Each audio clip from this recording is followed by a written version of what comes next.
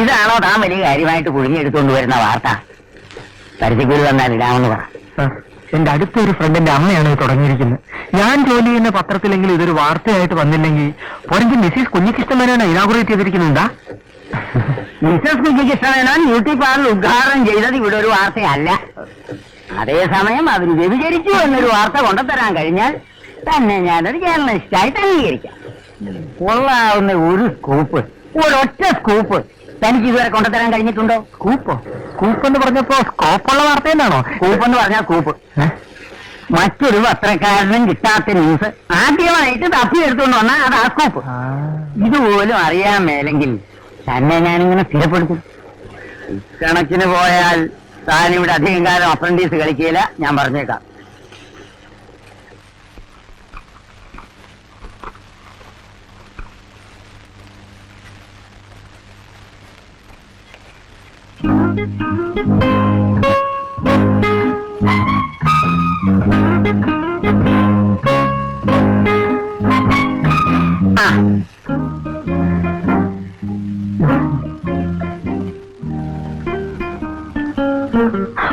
Sorry Mrs Nair.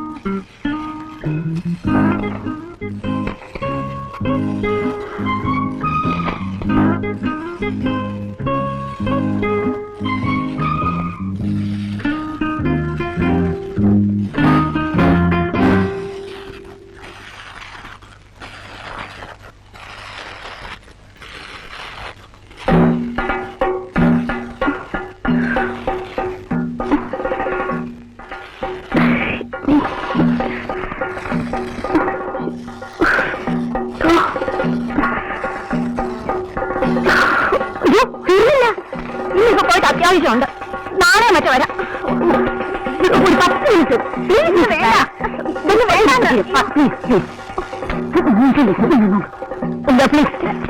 ഇതെന്താ നീങ്ങുന്നേ? കുഴപ്പമൊന്നുമില്ലല്ലോ. ഒന്നുമില്ല.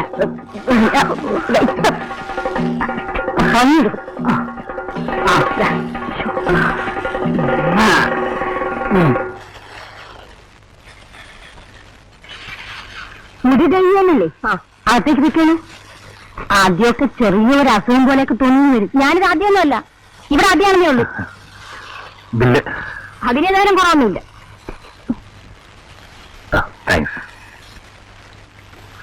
ഇങ്ങനെ എടുത്തോട്ടെ. ഫുൾ ഡീറ്റെയിൽസ് ഇതിലുണ്ട്.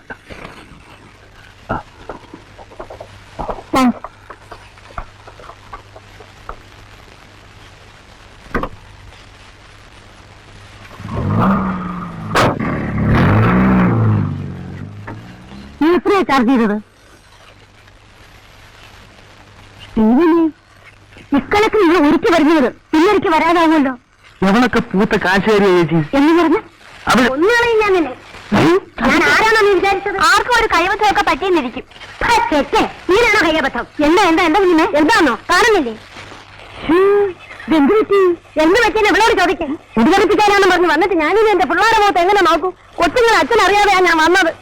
നേരത്തെ ഈ കാല് കോരി ഒഴിച്ചത് വല്ല ആഫ്രിക്കാൻ മറ്റോ ആണോ എന്തോ? എല്ലാം കൂടെ പൊഴിഞ്ഞു പോയി മൊട്ടയാകുമോ ഭഗവാനെ? അയ്യോ,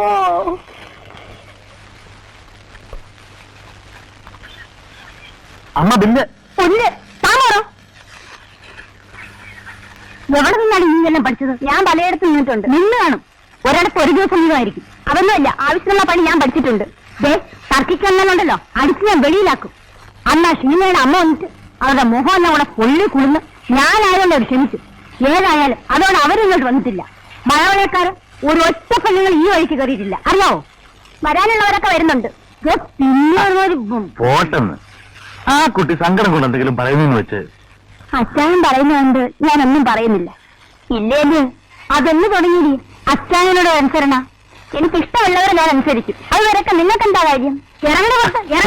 എന്തൊക്കെയാ ഒരു നിസ്സാര പ്രശ്നത്തിന്റെ പേരില്? ഓ, അങ്ങനെ വരട്ടിയാലൊന്നും ഞാൻ വരളുകയല്ല. എനിക്ക് തൊഴിലറിയാം. ഇവിടെ അല്ലെങ്കിൽ വേറൊരിടത്ത് നിന്ന് ഞാൻ ജീവിക്കും. നിനക്കിവിടെ ശമ്പളമില്ല, ജോലിയില്ല. ഒന്ന് പോയി തരുന്നതിന് എന്തോ വേണം? വക്കച്ച, നീ മിണ്ടരുത് ഇവിടെ. ഇപ്പൊ നീ ഇറങ്ങി വരുന്നു, അല്ലെങ്കിൽ ഞാൻ പോകാൻ തുടങ്ങുക. പോകുന്ന കാര്യമൊക്കെ നമുക്ക് ആലോചിക്കാം. കുട്ടി അപ്പുറത്ത് ഇരിക്കെ. അപ്പുറത്തന്നെ ഇരിക്കണ്ട, നീ കൊണ്ടുപോയ സ്ഥലം തന്നെ. പൊട്ടി വെക്കച്ചായ. അച്ചായനെ ഓർത്ത ഞാൻ ഇത്രയും ദിവസം ഇവിടെ നിന്നത് തന്നെ. വക്കച്ച, നിനക്ക് എന്ത് തുടങ്ങി ഇതിനോട് ചിന്തതി? ചേച്ചി അനാവശ്യം പറയരുത്. ഇവളോടൊന്നല്ല, സ്ത്രീവർഗത്തിനോട് ഒറ്റ എണ്ണത്തിനോട് എനിക്ക് യാതൊരു സിമ്പതിയില്ല. ചേച്ചിക്ക് അറിയാമല്ലോ. അല്ലേ പിന്നെ ഞാനെന്താ ഇങ്ങനെ പെണ്ണുപോലെ കിട്ടാൻ നിൽക്കുന്നത്? ഹ്യൂമാനിറ്റേറിയൻ കൺസിഡറേഷൻസ് വെച്ച് എന്തെങ്കിലും പറഞ്ഞു പോയാല് ഇതാ ഞാൻ അന്നേ പറഞ്ഞത്. ഈ ഗുരുവാകത്തോടെ വിടുവിൽ ഞാൻ ചിത്തപ്പതി കേൾക്കേണ്ടി വരുമെന്ന്. എക്സാം വന്ന് തല കയറിയിരിക്കല്ലേ മാഡം? ഇത്രയും കാലവും ചാട്ടവും കളിയായിട്ട് നടന്ന് ഒരു വസ്തു പഠിച്ചിട്ടില്ല. പല തീർന്നിട്ട് ഒരു സിനിമ പോലും കാണുന്നുള്ളൂ എന്ന് ഡിസൈഡ് ചെയ്തിരിക്കുക. അതുകൊണ്ടാണ് എനിക്ക് ഒന്നില്ലെന്നേ ഉള്ളൂ. അമ്മ വഴക്ക് പറയുന്നു. അവർക്ക് ഞാൻ ബ്യൂട്ടി പാർലറിൽ പോകുന്ന ഒന്നും ഇഷ്ടമല്ല. എനിക്ക് വീട്ടിലല്ല പ്രശ്നം, പുള്ളിക്കാരനാ. പുള്ളിക്കാരനോ? ആ, മാഡം അറിയില്ലേ? ആശയം എന്തെങ്കിലും കഴിഞ്ഞു. Happy news. ദീപ എന്താ കാണാത്ത? ഞാൻ വരാം. ഇവരാരും കിട്ടാത്തണ്ട. ഒരു കമ്പനിയില്ലാതെ ഇല്ലെന്ന് വെച്ചിട്ടാ. പാർലറിലേക്ക് അല്ലെങ്കിലും വല്ലപ്പോഴൊക്കെ അതുവഴി വന്നൂടെ? നിങ്ങളെന്നെ ഇടയ്ക്കിടയ്ക്ക് കാണാൻ വേണ്ടിട്ടാ ഞാനിത് തുടങ്ങിയത് തന്നെ. ഞങ്ങൾ വന്നല്ലോ മാഡം.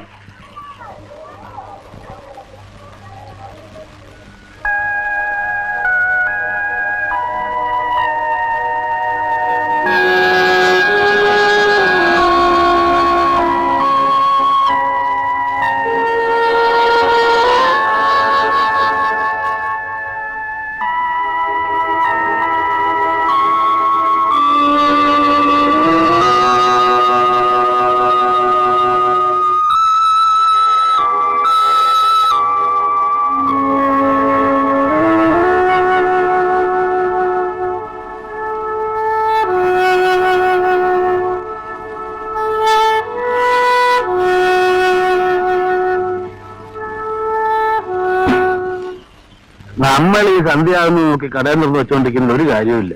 പെണ്ണ് പോയിട്ട് പെണ്ണീച്ച പോലും ഈ വഴിക്ക് കിടക്കുന്ന ബോർഡില്ല. നമുക്കൊരു കാര്യം ചെയ്യാം. ആ ബോർഡില്ലേ, ഹോളിഡേ പാർലർ ക്ലോസ് എന്ന് പറഞ്ഞു വരണം. അതെടുത്ത് ആ ഗേറ്റിൽ തൂക്കിയേക്ക. എന്നിട്ട് അതവിടെ കിടന്നോട്ടെ. പണി ശരിക്കും അറിയാവുന്ന ഒരാളെ കിട്ടുന്നവരെ അടച്ചിട്ടേക്ക. ആളെ കിട്ടുന്നു. ഈ വേപ്പ് വന്ന് ഏറുന്നതെല്ലാം കണക്കായിരിക്കും. അതൊക്കെ കിട്ടും. പത്രത്തിൽ ചെറിയ പരസ്യം കൊടുക്കുക. ഈ കിശിമത്തൊക്കെ പാസ്സായിട്ടുള്ള ഒരു പെണ്ണിനെ വേണമെന്ന് പറഞ്ഞ് അങ്ങ് കൊടുത്താൽ മതി. പിറ്റേ ആളിങ്ങി വരും. അഥവാ ഇനി ആരും വന്നില്ലെന്നുണ്ടെങ്കിൽ ഇതെല്ലാം കൂടി തൂക്കി ധൈര്യമായിട്ട് ആക്രിക്കാർക്ക് കൊടുക്കാമല്ലോ. സൗകര്യം ഉണ്ടാവുമല്ലോ.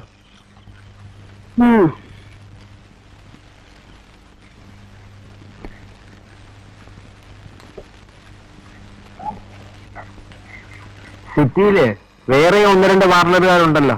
അവരോട് ആരോടെങ്കിലും തിരക്കിയിട്ട് കിട്ടിയ വിലക്ക് ഈ സാധനങ്ങളും കൊടുക്കുകയായിരിക്കും ബുദ്ധി. അമ്മച്ചി അറിയാതെ ഞാൻ അവരിക്കും തിരക്കി നോക്കി. എന്നിട്ട് അവർക്കാർക്കും വേണ്ട.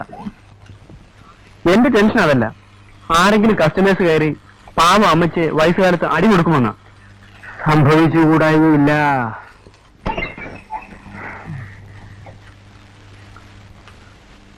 എങ്ങനെ ഞാനെന്ന് പറഞ്ഞ സംശയം ഓർമ്മയുണ്ടോ? എന്ത്? ഇതിന് ഫോട്ടോ പോണുണ്ട്. ഇതിന് ഫോട്ടോ പോണുണ്ട്.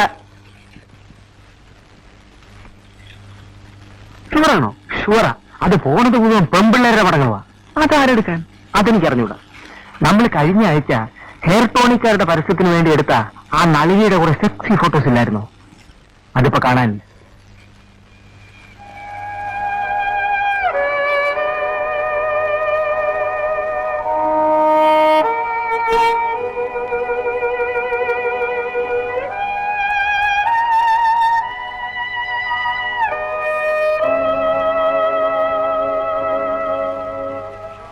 അമ്മ എന്തിനാ കാര്യമില്ലാതെ വിഷമിക്കുന്നത്? ബിസിനസ് ആകുമ്പോ അതിന് ഏറ്റവും കുറവൊക്കെ ഉണ്ടാവും. അതല്ലടാ, ഇപ്പൊ എല്ലാരും എങ്ങനെ കുറ്റപ്പെടുത്തുന്നു?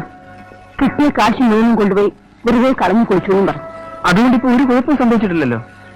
ആരേലും ജോലി അറിയാവുന്ന പെൺപിള്ളേര് വരും. നമ്മുടെ കാര്യങ്ങളെല്ലാം നേരെയാവുകയും ചെയ്യും. ഓ വരുന്നു. ഇന്ന് 5 പരസ്യം കൊടുത്തിട്ട്.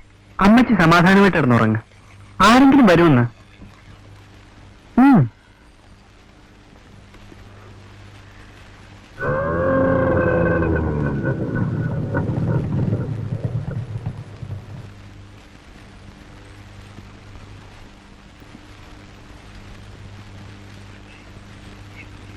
അങ്ങനെ ഏതോറിനും വഴിവെച്ചേക്ക് വന്ന് കയറുകയെന്നാ തോന്നുന്നേ.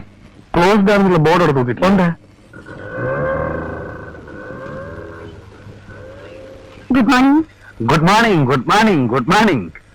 ബ്യൂട്ടി പാർലർ ഇതല്ലേ? അതെ, പക്ഷെ സോറി, ഇന്ന് ഞങ്ങൾക്ക് വർക്കിംഗ് ഡേ അല്ല. Oh it's all right. ഞാൻ വന്നത് പേപ്പറിലെ പരസ്യം കണ്ടിട്ടാണ്. You came for the interview? Yeah. I see.